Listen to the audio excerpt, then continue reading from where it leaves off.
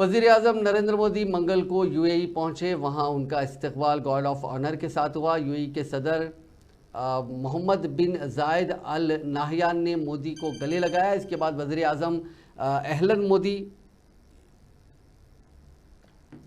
यानी hello Modi programme में पहुंचे और यूएई में रह रहे हिंदुस्तान के लोगों से करीब 65,000 लोगों को मुखातिब किया। उन्होंने कहा कि आपने एक नई तारीख यहाँ पे रकम की है। यहाँ हर धड़कन कह रही है कि भारत यूएई दोस्ती जिंदाबाद। इस मौके पर पीएम ने अबू धाबी में बने पहले हिंदू मंदिर के लिए ज़मीन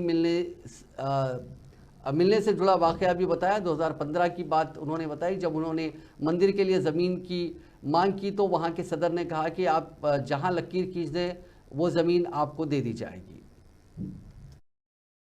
ही घर में आया हूँ, अपने ही परिवार के ही आपकी भारत के प्रति जो लगाव है और आपकी यूएई के उज्जवल भविष्य के लिए जो विजन है, उसका एक उदाहरण मैं देख रहा हूं। यहाँ बीएपीएस का मंदिर बनना आपके सहयोग के बिना ये संभव ही नहीं था।